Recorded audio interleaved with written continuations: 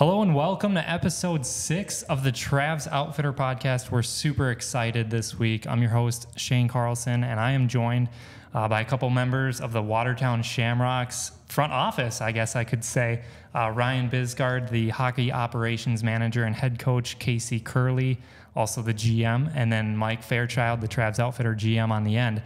We're super excited to have them on this week and learn a little bit about the new hockey team coming to town, and there's a lot of excitement here. So got some questions for you guys, and what can fans expect? That's kind of what we're going to get to in this podcast here this week. So before digging in too deep, tell us a little bit about yourselves, kind of where you're from and how you got to Watertown, South Dakota. Go ahead, Ryan. Okay. So I just moved here about a month ago. I'm originally from Denver, Colorado, and I just graduated from school playing Division III women's ice hockey out in Pennsylvania at King's College.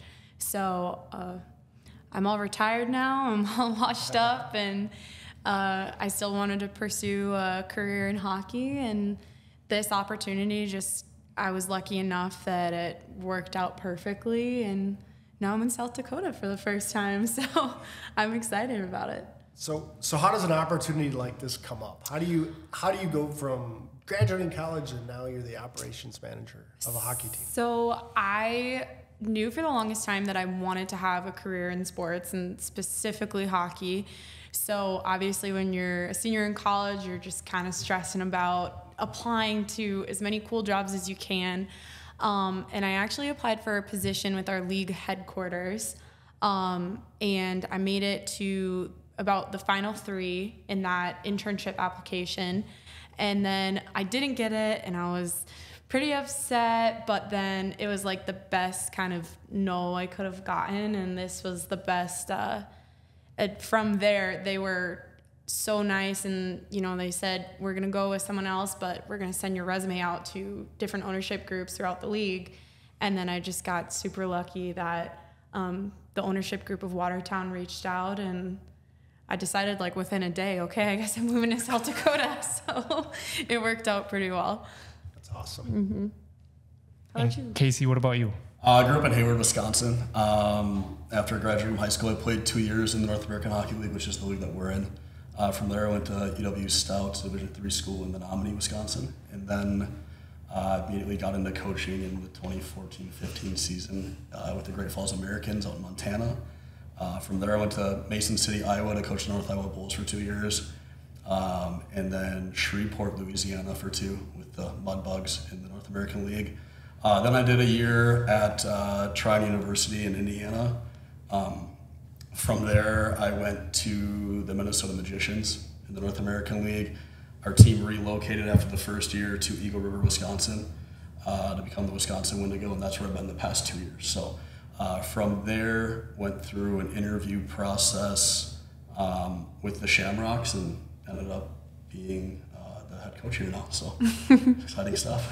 I gotta ask, It's always interesting to me when players either play against their former team or coach against their former team. Yeah. I know the season hasn't even started yet, but have you even given that any thought? So we won't be playing any of the teams that I have coached for this year. I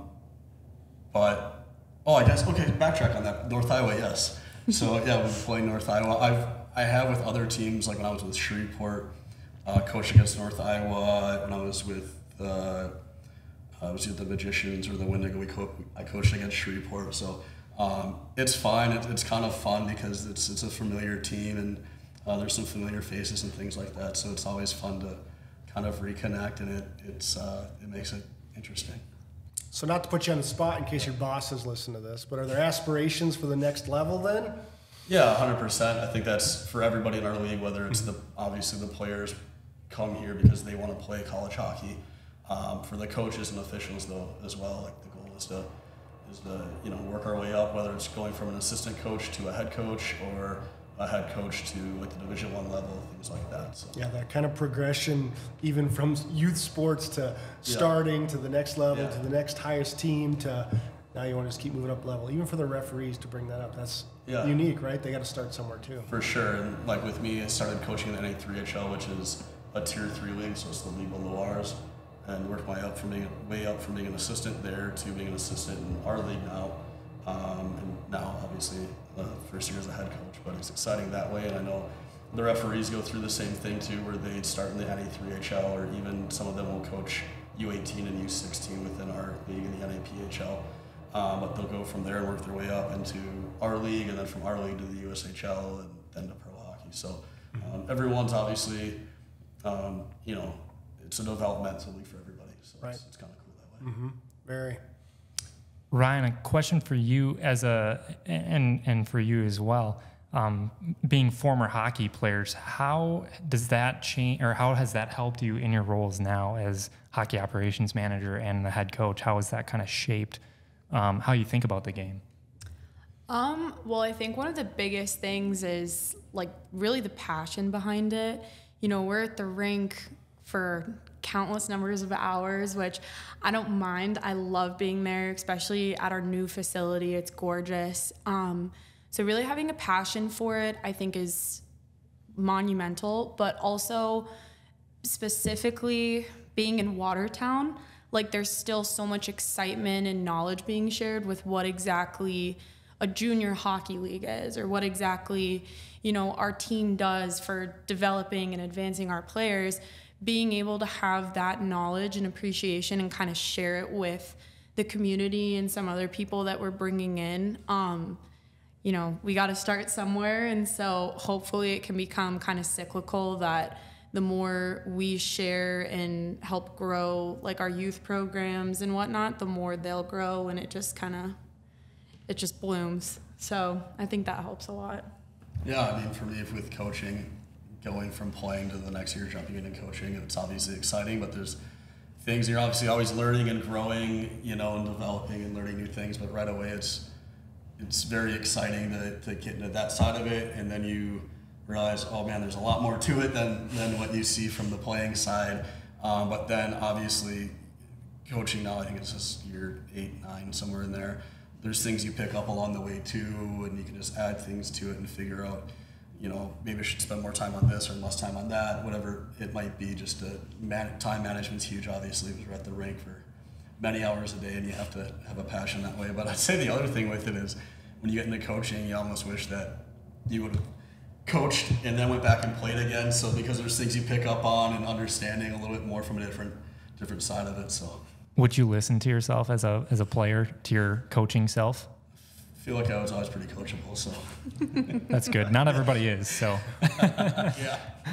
yeah. Mike, I think we've both noticed the popularity and excitement for hockey in this town since the Prairie Lakes Ice Arena was built. Just last winter it opened up, really.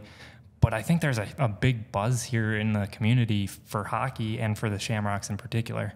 Yeah, I mean, it's so fresh and new. I mean, South Dakota is not a hotbed for hockey. I grew up in Minnesota, so did Shane. I mean, my son played lower level hockey, and you could tell, you knew that you had tournaments in South Dakota and tournaments in Minnesota, and they were different. Let's just be straight up honest about it. So I think this level of hockey has got people really excited, and I think it'll elevate our youth programs too. I mean, they'll get to see this level and something to strive for. So I think people are it's fresh, it's new, it's a shot in the arm for Watertown, South Dakota. We're really happy to have you guys here. We just really are. Yeah, I think in talking to people going through the interview process, obviously people were excited. I heard through the rumor mill that people in town were fired up about the rink, and then obviously since we've been here and kind of going forward with the team being here, meeting people in town, I can tell that there's an excitement, and obviously a lot of people are wondering what is it type thing, and not quite sure what to expect. But I think over time, especially after we're here for even like the first couple months of the season, once people figure out what it is, I think they'll be even more excited about it. And then you brought up the youth hockey and like the players like striving for something. It'll help it grow the youth hockey.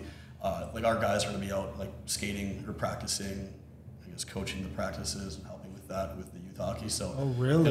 So they'll be out there a couple times a week, and I think that'll help too. So. Absolutely, that's great. You mentioned kind of like the what is junior hockey. For those of us that aren't super familiar with how hockey works and how kind of moving up through the ranks from high school to college, can you kind of explain and give us the lowdown on what exactly is junior hockey? Yeah, so hockey's a little different than, let's say, like basketball or football, where you don't go from being a senior in high school to being a freshman in college, unless you're like a first-round NHL draft pick or something like that. But for the majority of people, you play what's called junior hockey. So you can be as young as 16 and as old as 20 during the season. And you usually play for a year or two. And then our guys' goals are to get a Division I scholarship and then continue on and play Division I for 4 years. And then from there, hopefully, they have the opportunity to get paid to play the game at some point. That's awesome. It's a great platform, it seems, for players trying to hone their craft really and become a player that's capable of playing at that next level. Yeah, for sure. And outside of just like the playing part of it, obviously the maturing, as a person and things like that are major parts of this too. So absolutely. For both of you, everything is so new this year, whether it's the arena or the team or your positions. I mean, what's it been like? What's your mindset going into this season? I'll start, but I would say with any kind of, new adventure like this, there's so much opportunity, which is so exciting because you can kind of move in any direction that you want. Like Casey obviously gets to pick his team on the ice, but then for me, like I get to go through the interview process for like my kind of front office team. And so that's exciting. And then also, I'd say it could be stressful at times, obviously. Like, there is so much opportunity, good and bad.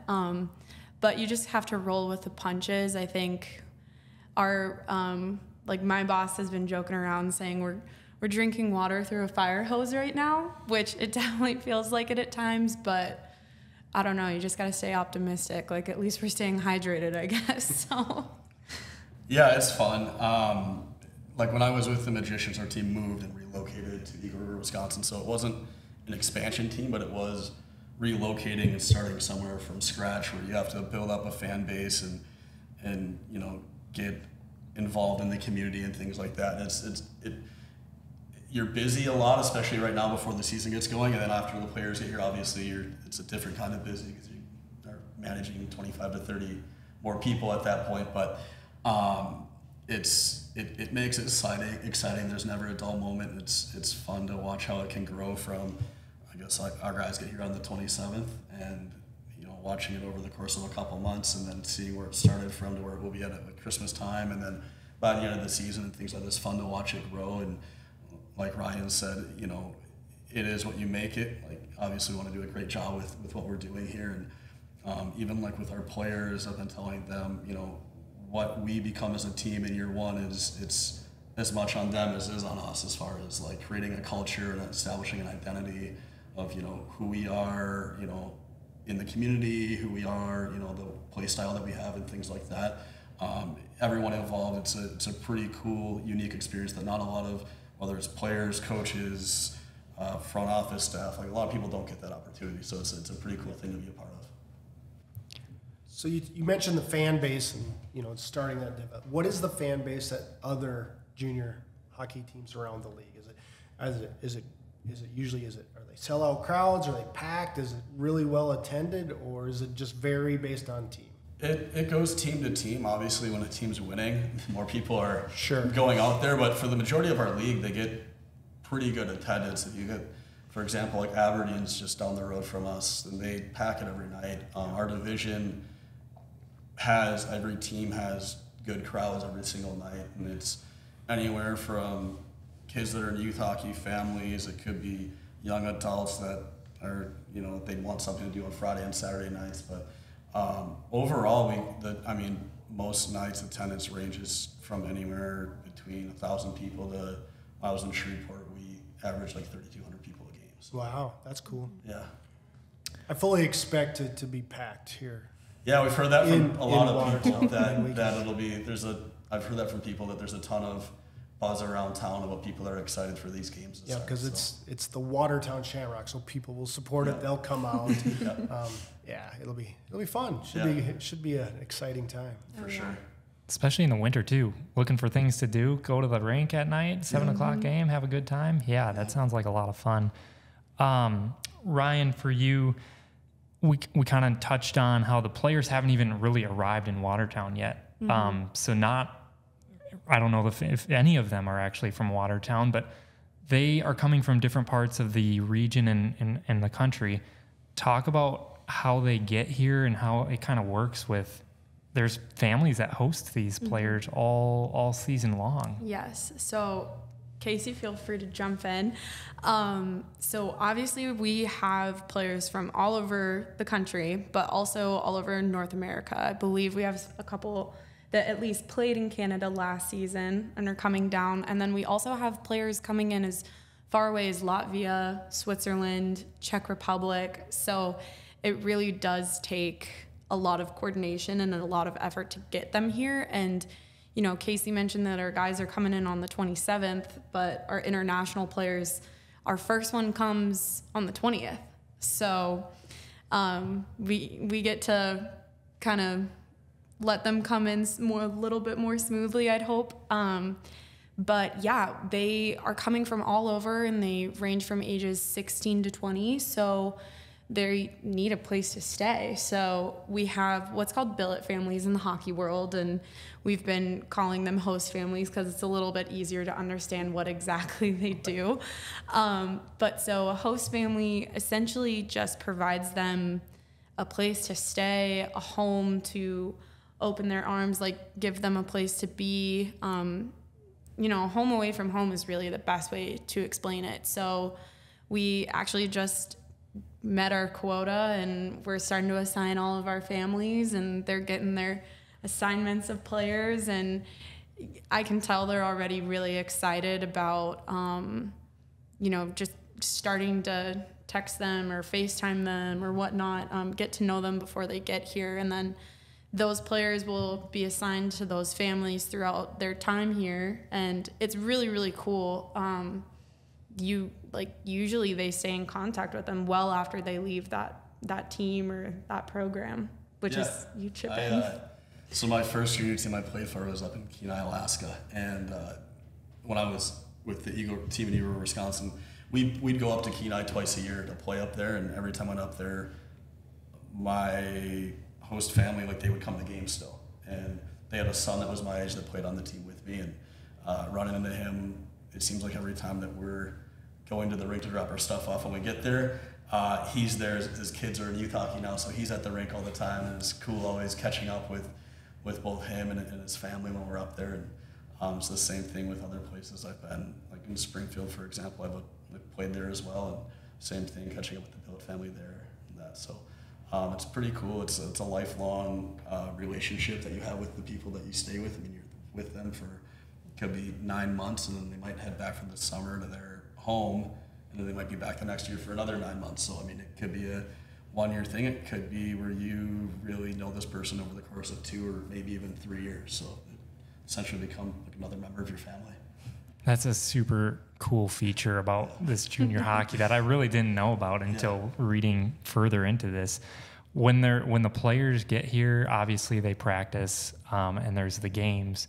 But what are they doing in between those things to fill their time?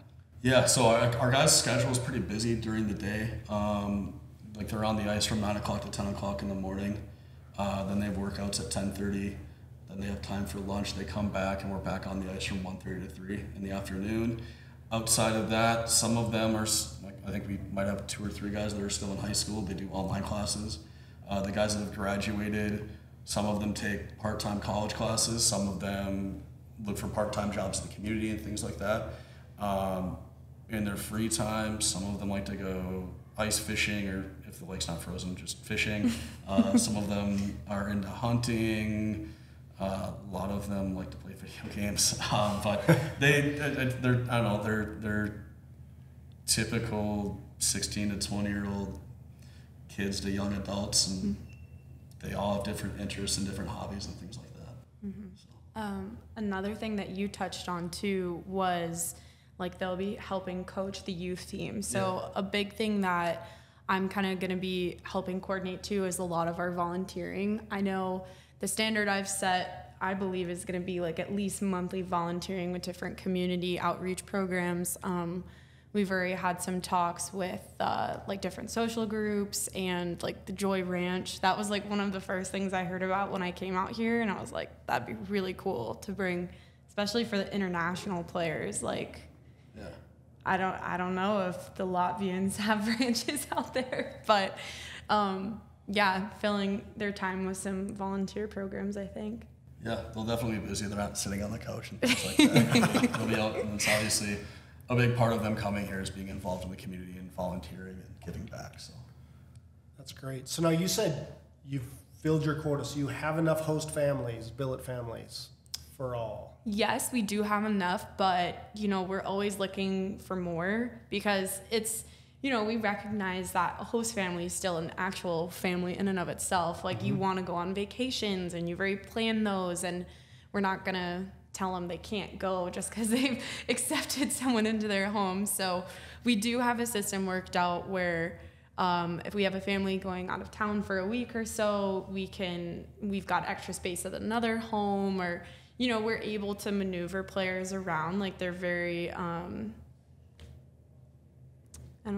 they're very mobile. Thank you. So we're always looking for more, because also who knows, like maybe someone moves and we want more people for next year, and it all depends. Right. Kind of a temp host family. Yes. for the weekend, for the week, or whatever. Exactly. Yeah. That's awesome. Let's talk about the name a little bit, the Watertown Shamrocks. So in doing a little bit of research before this, I learned that there was once a hockey team in Watertown named the Watertown Shamrocks. Can you talk a little bit about how we're back to being the Watertown Shamrocks and where the name was inspired from? After talking with some of our members of the ownership group, I think that's exactly where it came from. Is they opened up kind of the history books and they looked at some of the names that we could bring back, and I wish I could remember what the other names were, but it seemed like Shamrocks was definitely the best out of those. So it's really cool. There's actually pictures out there that you can find of the original team, and it was a handful of players, and I think they're a little bit older, but if we can incorporate that, I think it's really cool, because we don't have history as an NAHL team, but we have history as the Shamrocks, at least somewhere in the timeline. So I think that's really cool. Yeah, it's a really cool nod, tip of the cap to what it's been and the historical significance of the Shamrocks in Watertown. Gotta ask, what's been the most exciting part, or what are you most excited for this season? For me, the exciting part right now is just getting out in town and meeting people, and hearing from them of their excitement about the team coming here, and just the classic just buzz around town of I heard this is going on. We're excited to have the team here. And then on the flip side, what I'm looking forward to is obviously tying that together with, again, our big thing is we want to be involved in the community. So just tying that all together and how we can get involved in any way, and our players can get involved to kind of bring everything together and then see how this thing really takes off. Mm-hmm. Playing in the Prairie Lakes Ice Arena, that's a brand new facility. That's got to be pretty fun.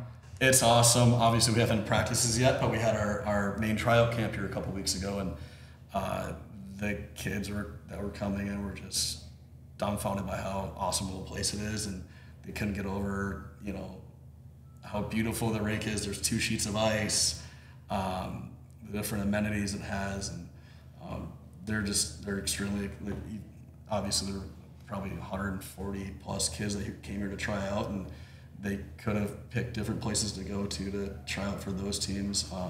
They chose us, and I think one of the big selling points to them is obviously to be able to play in a brand new facility. So it'll be pretty awesome, and I think with our fan support, once the season gets going, it's going to be an even better place than just looking at the rink itself. So.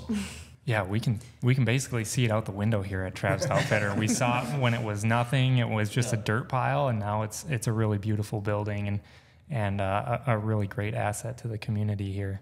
So, yeah.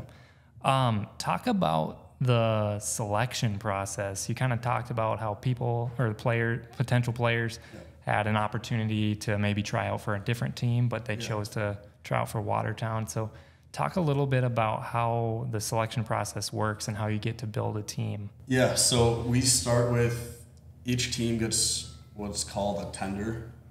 It's basically like a contract saying if you're going to play in the league, you would play for Watertown or whatever team. If you sign that, if you come to the North American League and you sign with Watertown, you're playing for Watertown. Each team usually gets 7 of those. Because we're an expansion team, we don't have any players returning. We had 15 of them.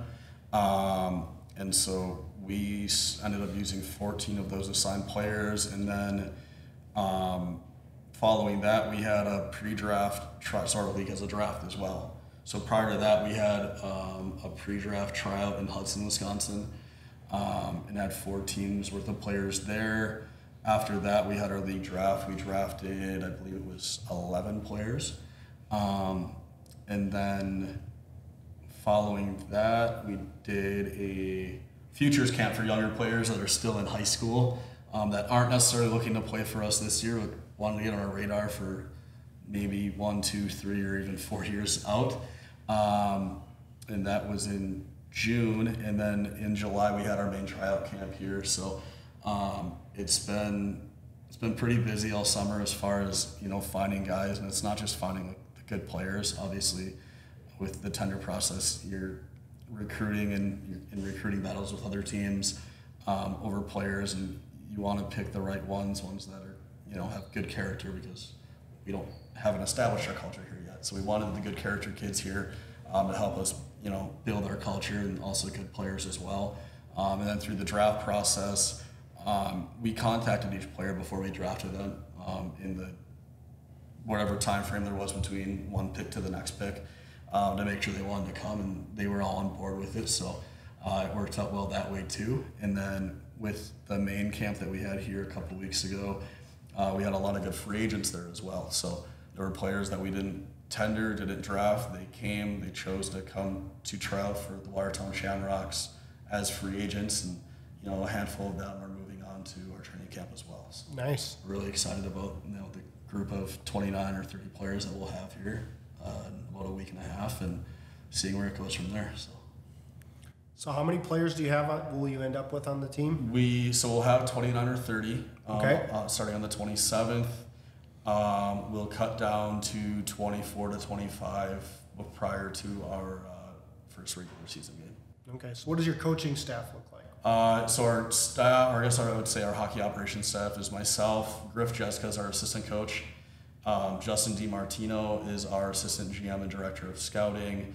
Garrett Nieto is our goalie coach, or consultant, I guess you'd say. So he'll come over once a week to work with the goalies, and then outside of that, he'll do like Zoom meetings with the goalies after each weekend, going over their shots that they faced throughout the weekend. And then we're building our scouting staff right now. We have Tony Huberty, who's based out of the Twin Ports area, Minnesota, and then Ray Bryce, who's based out of Philadelphia. Okay. So what does your team look like, Ryan? I'm trying to get it going. So as of right now, we have a lot of consultants that are already local to the area. So they're very familiar. Like, that's how we got to be here at Trav's in the first place. So we have a great marketing consultant, Ann Hansen. She's been the best because, like, I personally haven't met a lot of people, whereas she knows everyone. So it works out great.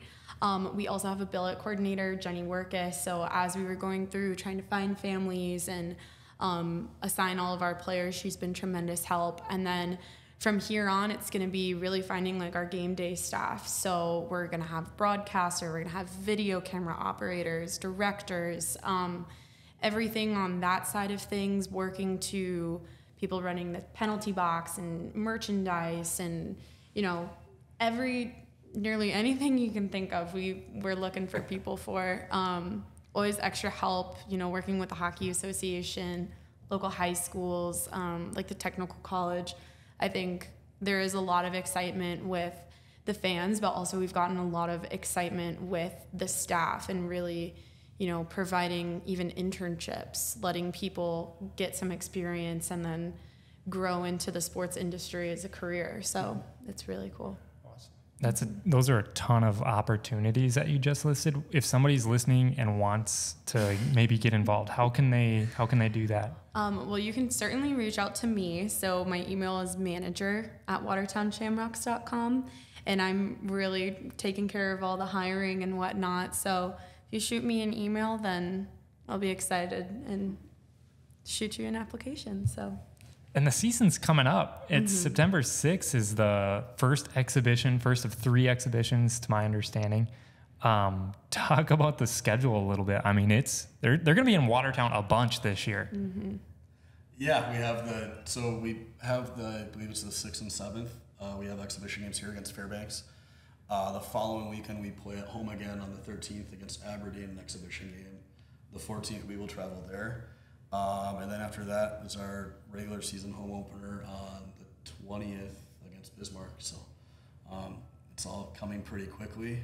After that, we have a league-wide showcase in Blaine, where every team in the league will be there. We'll play 3 games over 4 days there, and then we're going for until at least mid-April, hopefully to the end of May, depending on playoffs going, things like that. But we have an off weekend during Christmas. We have another off weekend, I think, mid-March. Outside of that, we have games every weekend. So it's a little bit of a grind, and obviously it comes with, if you want to be a hockey player, it's part of it. So helps with your development, helps with your guys are obviously going to have to deal with adversity at some point during the season, whether it's trying to work their way back into the lineup, just different things that might come about. But it's a long, grueling season. Again, going back to, I guess, when you brought up the selection process, making sure that we have character people that can handle that as well. So do you do anything specific with these young men to help develop that sort of character, during the season while they're I mean, it starts in training camp. We'll do team activities and different team building type things. I guess that would come with partially with the character, culture type of team building and creating a competitive atmosphere. Getting them involved in the community. We don't want players to come here if they don't want to be involved. If they don't want to do community service, we don't want them. It's one of our main things. Obviously, we want players that want to come here to the development in advance, but we also want to help them grow as people that want to be around, involved in the community. We don't just want people that are sitting on the couch. So that's a major part of why they come here, is to grow as people as well. That sounds great. Now, so you had Fairbanks first and then Aberdeen. So yep. From a dad whose kids went through high school sports in South Dakota. South Dakota's a big state with very few towns our size, right? So in about 3rd grade, you start playing the same kids that you will play for the next 9 years. Yeah. You can lose to Fairbanks. It's Fairbanks. We get it. Man, I'm telling you, don't lose to Aberdeen. Do our best. I'm just no kidding. pressure. That should be fun. I mean, yeah. Even for an exhibition game, it'll be interesting to see what the fans are like because it's Aberdeen. Yeah, and they travel well too. They get a great following. Exactly. I don't know if you've been to a Wings game, but they pack it and their fans are rowdy and they travel well. So it'll be fun. Obviously, they're our closest opponent. All of our opponents, though, they all have good fan bases. We play everybody in our division 8 times throughout the season, plus I guess Aberdeen we play 10 times because of the 2 exhibition games. But sure. We see the same opponents pretty frequently, and it just creates for good rivalries all around. Right. Yeah, I went to the first game at Prairie Lakes when the Watertown club team opened it up, and it was packed. So I expect a lot of the same there. Fans are going to be coming out in droves to watch you guys. What are your expectations from both of your seats for this season? I mean, it's great to have goals. We kind of talked about that before, but what's realistic for both of you? You want me to go first? Sure. I mean, first of all, for us, obviously, our thing is creating our culture here from a team standpoint. Is creating that culture, getting going on that right away, establishing an identity of how we want to play our games. We want to play fast, we want to play heavy, we want to play connected, play in 5s. And compete's obviously our biggest thing. throughout. So establishing that right away is going to be big for us. As far as expectations for the season, our expectation is to make playoffs in year one. And then obviously it's a whole new season from there and anything can happen. But at least from my point of view, my expectation is that we make playoffs. I think from an office standpoint, I think really creating the culture for fan engagement. We really want to set our foundations very strong. We want to make sure that every night we're doing the best to give the best experience for fans and families coming in, and also for players. And like Casey said, I want to try to set the bar as high as we can. So our goal, on my end at least, is to become Organization of the Year. So our league is really cool. They offer specialty awards for a capacity of things. And last year the award was given to a first-year team. So I think that we can do 2 first years in a row. That'd be pretty cool. That would be super awesome to have the Shamrocks win that title. Anything else that you want fans to know about this upcoming season? Anything that you want them that we haven't already talked about? Well, our season tickets are on sale. That's going to last until the end of this month. And then as soon as August 1st hits, or excuse me, September 1st, you can tell my time is all messed up. As soon as September 1st hits, our single game tickets will go on sale. So, yeah, I would just like to let people in town know that obviously it's been a great experience so far and everyone's been welcoming and can tell that there's excitement throughout town. And I think, it'll be reciprocated our part once the players get here especially, and we look forward to working with anybody or everybody. And if there's anyone that, has any sort of community involvement things that they would like us to be a part of, to reach out, because obviously, that's a major part of why we're here. Yeah, that sounds great. We're excited to be a part of it and partner with the Shamrocks. I think it's going to be a great, big, fun time in Watertown this fall and winter and even early spring. So it should be great. It's going to be a fun time. For sure. We're looking forward to it. Awesome. Well, thank you, Ryan and Casey, for coming to join us on episode 6 of the Trav's Outfitter podcast. That is a wrap. We want to thank you guys for listening or watching on our YouTube channel. Spread the word. The Shamrocks are here. The players are arriving soon. Get your tickets when those go on sale. We want to see you in the stands because the people here at Trav's Outfitter are going to be there supporting. So we want to see you there. So if you have any ideas for a future podcast, send us a text. You can text in the top line of the description on the episode. Text us an idea or a comment. Drop us some ideas in there, and I will take a look at those, and we can line up our next guest. So thanks for listening. Remember, you can listen on Apple Podcasts or Spotify, wherever you prefer to listen, or watch the full-length video on our YouTube channel. Thank you.